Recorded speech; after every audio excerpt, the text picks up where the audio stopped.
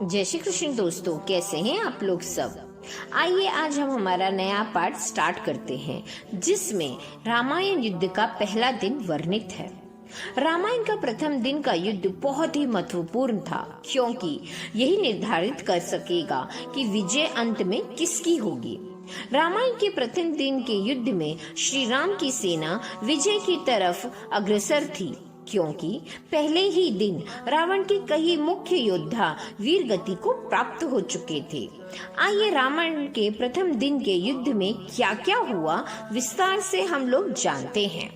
रावण की सेना का एक महत्वपूर्ण योद्धा व्रजमुष्टि बड़ी निर्दयता से वानर सैनिकों को कुचलता हुआ रणभूमि में विचरण करता था। उसे देखकर सुग्रीव उसके सामने आकर उसे रोक लेते हैं और अपने साथ युद्ध करने के लिए ललकारते हैं। चुनौती स्वीकार करके व्रजमुष्टि सुग्रीव से युद्ध करने लगता है और दोनों में भीषण युद्ध छिड़ जाता है। दोनों गदा से एक दूसरे पर प्रहार करने लगते हैं। बहुत देर तक गदा युद्ध करने के बाद दोनों मल्ल युद्ध करने लगते हैं। मल्ल युद्ध में सुग्रीव बहुत कुशल थे, इसलिए उन्होंने कुछ ही समय में व्रजमुष्टि को पराजित कर दिया।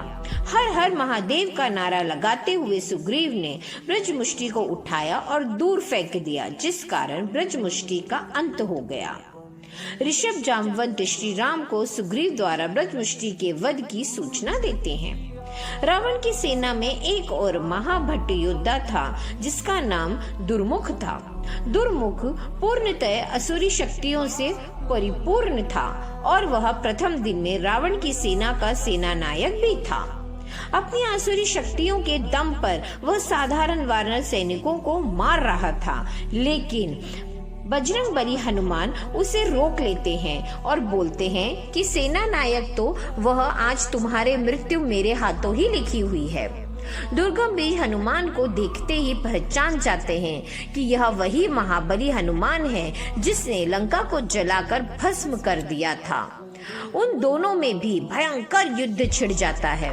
दोनों कभी गदा से प्रहार करते तो कभी मल्ल युद्ध करने लगते। काफी समय तक युद्ध के पश्चात असुर दुर्गम को बजरंगबली ने के असीमित शक्तियों का एहसास होने लगा, लेकिन वह चाहकर भी पीछे नहीं हट पाता था। इसलिए हनुमान द्वारा उसे पछाड़कर उसका अंत कर दिया जाता है। दुर्गम के वध की सूचना पाकर रावण अचंभित हो जाता है, क्योंकि वह मानता था कि दुर्गम का अर्थ स्वयं यमराज का मुख होता है। जिज्ञासावश रावण पूछता है कि दुर्गम का वध किसने किया। रावण का मुख्य गुप्तचर सुख उसे बताता है कि दुर्गम का वध करने वाला कोई और नहीं, लंका जलाने वाला तथा अक्षय कुमार का अंत करने वाला पवन पुत्र महाबली हनुमान है। सुग्रीव दुर्गम के अंत की सूचना श्री राम जी को देते हैं। रावण का छोटा पुत्र प्रहस्त भी पहले दिन युद्ध करने के लिए रणभूमि में जाता है। प्रहस्त धनुर्विद्या में निपुण था। अपने मायावी तीरों से वानर सैनिकों को संहार कर देता है।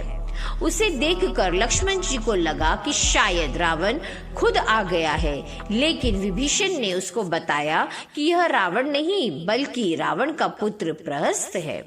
ये बड़ा ही मायावी तथा विकट योद्धा है। इससे युद्ध करना साधारण सैनिकों के बस की बात नहीं है। यह पूरी वानर सेना का अंत एक ही दिन में करने की क्षमता रखता है, इसलिए इसे रोकना अति आवश्यक है। विभीषण से प्रहस्त के पराक्रम की बात सुनकर लक्ष्मण जी कहते हैं, ठीक है, तो रावण के पुत्र के अहंकार को तोड़ने के लिए मैं स्वयं जाता हूँ। लक्ष्मण जाकर प्रहस्त को युद्ध के लिए ललकारते हैं। दोनों वीर कुमारों में बाणों की जंग छिड़ जाती है। लक्ष्मण से युद्ध करते समय प्रहस्त ने एक मायावी बाण दूसरी तरफ वानर सैनिकों पर चला दिया, जिससे सैकड़ों वानर सैनिक मर गए। यह देखकर लक्ष्मण जी को रावण पुत्र प्रहस्त पर बहुत अधिक क्रोध आता है। तुम जीवित रहने के लायक ही नहीं हो, यह कहकर लक्ष्मण एक प्राणघातक बाण उस पर चला देते हैं। बाण लगते ही रावण पुत्र प्रहस्त वहीं ढेर हो जाता है। अपने पुत्र प्रहस्त की मृत्यु की खबर सुनकर रावण शोक शब्द में जाता है और क्रोधित होकर स्वयं युद्ध भूमि में जाकर अपने पुत्र के मृत्यु का बदला लेने की बात कहता है।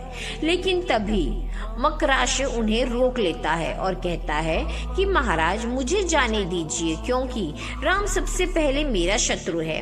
राम ने मेरे पिता खर का पंचवटी में वध किया था, इसलिए सबसे पहले मुझे अधिकार है कि मैं राम से युद्ध करके उसका मस्तक काट कर अपनी माता के लिए लाऊं।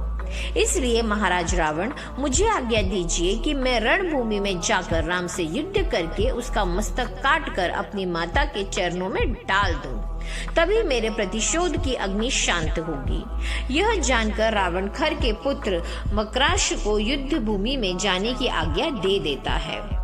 रावण से आज्ञा लेकर मकराश युद्ध भूमि में जाता है और श्री राम को ललकारने लगता है। उसकी ललकार सुनकर लक्ष्मण उसे रोक लेते हैं और बोलते हैं कि श्री राम से युद्ध करने से पहले तुम्हें मुझसे युद्ध करना पड़ेगा। पहले मुझसे युद्ध जीत लोगे तो श्री राम के भी दर्शन हो जाएंगे। तब मकराश कहता है कि लक्ष्मण, मैं तुमसे नहीं बल्कि तुम्हारे भाई और मेरे पिता के हत्यारे राम से युद्ध करना चाहता हूँ।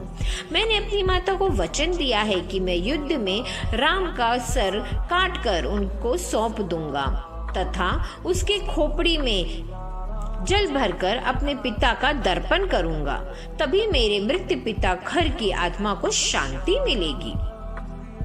उसकी ऐसी बातें सुनकर लक्ष्मण, अंगद आदि उसका उपहास उड़ाते लगते हैं, लेकिन तभी श्री राम ने उन्हें रोक दिया और यह कहकर कि किसी के भी संकल्प का उपहास करना अच्छी बात नहीं है। तब श्री राम मकराश से पूछते हैं कि तुम्हें मेरा मस्तक क्यों चाहिए और तुम कौन हो, अपना परिचय दो। तब मकराश बताता है कि वह है राक्षस खर का पुत्र, जिसकी हत्या श्री राम ने पंचवटी में की थी और अपने पिता की मृत्यु का बदला लेने के लिए ही मैं तुमसे युद्ध करना चाहता हूँ। श्री राम उसकी चुनौती को स्वीकार करते हैं और युद्ध करने लगते हैं। मकराश तीर पर तीर चलाया जा रहा था, लेकिन श्री राम बड़े ही सहज तरीके से उसके सभी बाणों को निष्फल कर देते हैं। फिर मकराश अपनी मायावी असुर विद्या का प्रयोग करने लगता है, जिससे एक बार श्री राम भी प्रभावित हो जाते हैं, लेकिन विभीषण से जानने के बाद में उनसे मुक्ति पा लेते हैं। अंत में श्री राम प्राणघातक बाण के द्वारा मकराश का भी अंत कर देते हैं।